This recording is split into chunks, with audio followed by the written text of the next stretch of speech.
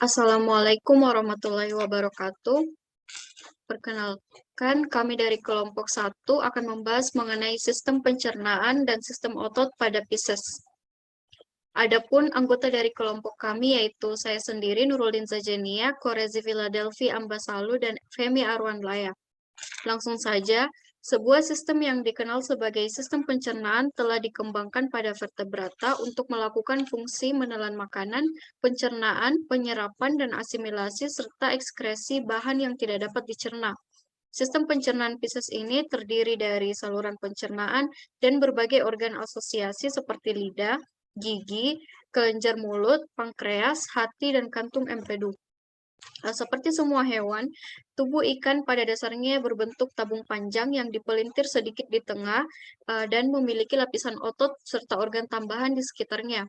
Sebagian besar kita menganggap mulut ini sebagai pintu masuk ke tabung pencernaan dan anus sebagai pintu keluar. Adapun saluran pencernaan Pisces itu terdiri dari mulut, kemudian ke faring, ke esofagus, ke ampela atau gizar, perut, usus, kemudian ke rektum. Namun tidak semua ikan memiliki semua bagian ini, seperti beberapa dari cyprinids dan cyprinodons itu tidak memiliki bagian perut, kemudian ampela atau gizar ini hanya ditemukan pada spesies yang relatif sedikit. Saluran pencernaan ikan terdiri dari bagian-bagian yang berbeda. Modifikasi saluran pencernaan ini terjadi karena adanya perbedaan pola makan ikan. Adaptasi saluran pencernaan ini akan dijelaskan pada slide berikutnya. Kemudian makanan dibawa ke dalam tubuh ikan melalui mulut. Biasanya mulut ini dikelilingi oleh bibir. Spesies ikan yang berbeda mengalami mutasi berdasarkan posisi mulut, bentuk, ukuran, karakteristik makanan, asupan makanan, dan kebiasaan makan. Seperti yang dapat dilihat pada gambar, mulut yang terletak di sisi bawah ikan, ikannya itu tinggal di bagian bawah. Sementara ikan pengumpan permukaan memiliki mulut di sisi atas, kemudian ikan pengumpan kolom memiliki mulut terminal. Pada mulut ikan juga terdapat lidah. Lidah ikan ini umumnya sangat sederhana, menjadi bantalan yang tebal, bertanduk, dan tidak dapat digerakkan di rahang bawah, yang mungkin sering dihiasi juga dengan gigi kecil. Pada ikan, lidah ini tidak diperlukan untuk menggerakkan makanan karena bahan makanan tetap terangkat oleh air dan dapat digerakkan melalui mulut secara memadai dengan mengontrol aliran air dan penempatan gigi. Kemudian ketika gigi atau beberapa gigi perlu diganti, gusi akan bergerak maju menarik gigi baru naik ke depan dan tegak. Pada ikan sejati, gigi baru tumbuh baik di dasar gigi lama atau di antara gigi lama ketika susunan giginya tidak terlalu rapat. Gigi ikan seperti pada vertebrata lainnya dapat dilihat pada gambar, ada gigi insisor yang mempunyai pinggiran yang tajam disesuaikan untuk memotong. Bentuk gigi yang mempunyai permukaan rata ini digunakan untuk menumpuk dan menggerus, termasuk gigi molariform. Bentuk gigi ini misalnya dipunyai oleh Raja Holocephali. Kemudian ada gigi kanin, menyerupai gigi anjing, seringkali berbentuk taring, bentuknya panjang dan mengerucut, lurus atau melengkung, dan dipergunakan untuk mencengkeram. Kemudian ada gigi filiform berbentuk pendek, tajam, dan runcing. Kemudian ukurannya lebih panjang, berbentuk seperti rumbai-rumbai. Misalnya terdapat pada belon dan terois. Kemudian faring.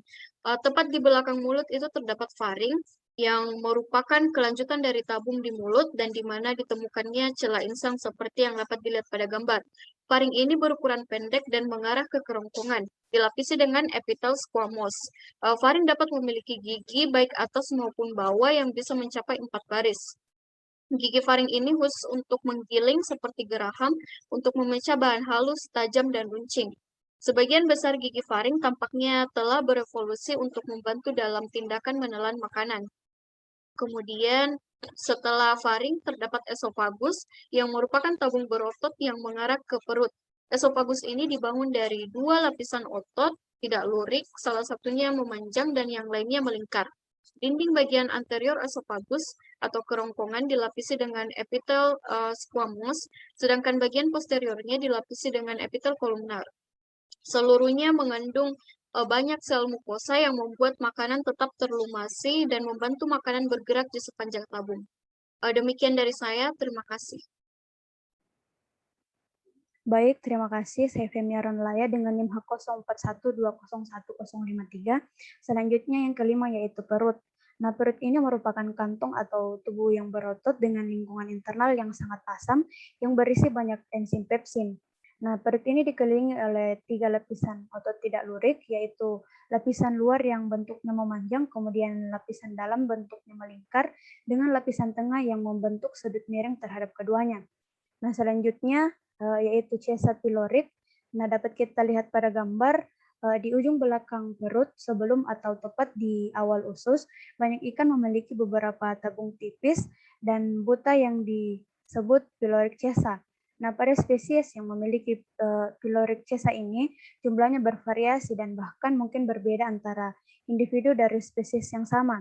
Dan fungsi dari chesa pyloric ini yaitu untuk mengeluarkan tripsin dan enzim yang aktif di usus. Selanjutnya yang ketujuh yaitu usus.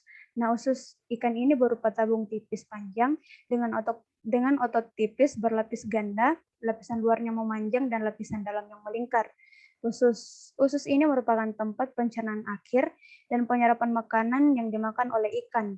Nah, ketika usus jauh lebih panjang daripada panjang tubuh, mereka akan melingkar atau melilit di sekitar organ lain. Mengapa? Karena penyerapan nutrisi ini terjadi di dindingnya, sehingga penting bahwa usus ini memiliki luas permukaan yang besar. Selanjutnya yaitu rektum.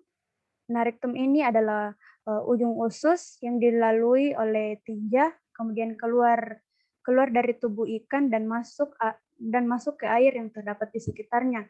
Nah, pada lungfish, hiu, dan pari, rektum ini membuka kloaka yang juga menerima limbah atau urin dan ginjal dan bahan dari organ reproduksi. Kemudian pada bonifish, rektum mencapai lingkungan luar melalui anus yang biasanya terletak tepat di depan lubang kemih dan reproduksi. Selanjutnya, untuk kelenjar pencernaan terdapat pankreas. Nah, pankreas ini berkembang dengan baik di lungfish, hiu, dan pari, dan sebagian besar ikan remaja lainnya. Nah, pankreas ini mengeluarkan enzim seperti tripsin, amilase, dan lipase ke dalam usus, baik itu melalui berbagai salah satu saluran hati atau saluran pankreasnya itu sendiri. Nah, selanjutnya yang kedua yaitu terdapat hati. Nah, hati ini merupakan organ besar yang memainkan berbagai peran di dalam tubuh ikan. Nah, hati adalah tempat penyimpanan glikogen yang menghasilkan berbagai zat termasuk enzim yang membantu pencernaan dan merupakan pabrik kimia utama yang memproduksi berbagai hormon serta banyak molekul penting lainnya. Nah, hati atau hepar ini dia memiliki warna merah kecoklatan dan terletak di bagian depan rongga badan dan meluas mengelilingi usus. Nah, hati ini berfungsi sebagai gudang penyimpanan lemak dan glikogen. Selanjutnya yaitu kantong empedu atau gallbladder. Nah, untuk kantong empedu ini bila penuh bentuknya ini akan membulat dan warnanya kehijau-hijauan. Nah, fungsi dari kantong empedu ini yaitu untuk menampung atau menyimpan empedu atau bilus dan mencurahkan ke dalam usus jika diperlukan. Nah, bilus ini berfungsi untuk mencerahkan lemak. Selanjutnya yaitu jenis ikan berdasarkan tipe makanan. Nah, untuk herbivora pada usus relatif banyak, panjang dan rapat. Dia tidak berlambung, kemudian rongga mulutnya ini tidak bergerigi. Nah, kemudian karnivora usus relatif sedikit, pendek dan kaku, kemudian berlambung dengan bentuk yang bervariasi dan rongga mulutnya itu bergigi kuat dan tajam. Dan omnivora yang pada usus relatif sedang, kemudian berlambung dengan bentuk kantung, dan untuk rongga mulutnya ini bergigi kecil. Sekian dari saya, terima kasih.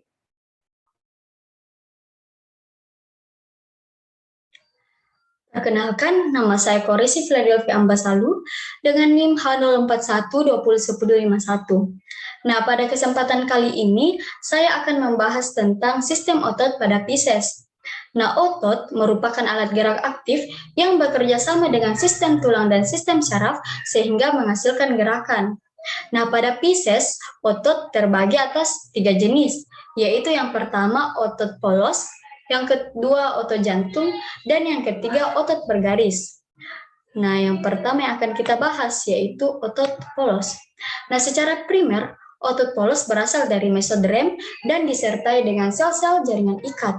Nah, otot polos ini berbentuk gelendong dengan inti sel yang berada di tengah dan bekerja secara tidak sadar atau involuntary karena kerjanya tidak dipengaruhi oleh rangsangan.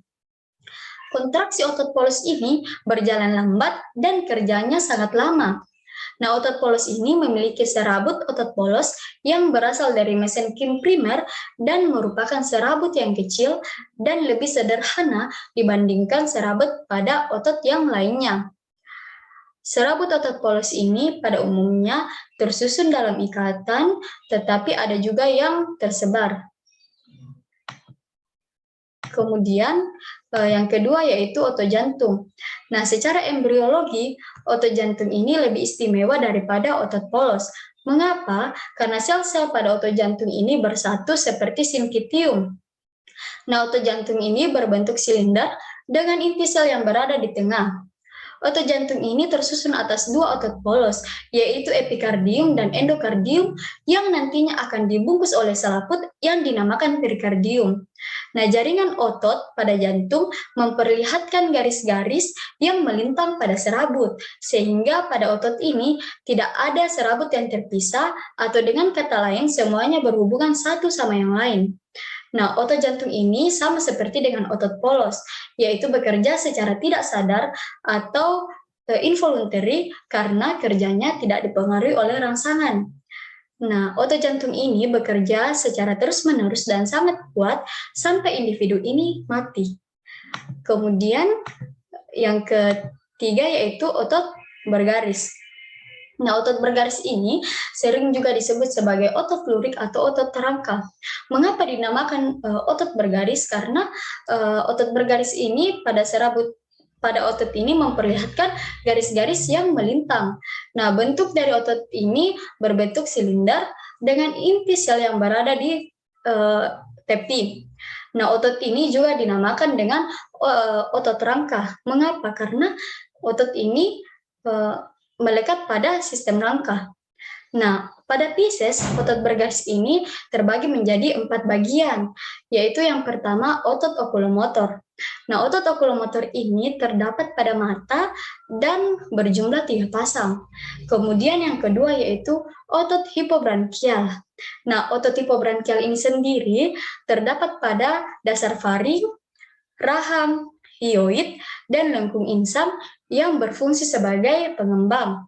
Kemudian yang ketiga yaitu otot branchiomerik. Nah, otot branchiomerik ini terdapat pada muka, rahang, dan lengkung insang yang berfungsi sebagai pengerut. Kemudian yang terakhir yaitu otot apendikular. Nah, otot ini berfungsi untuk menggerakkan sirip pada ikan.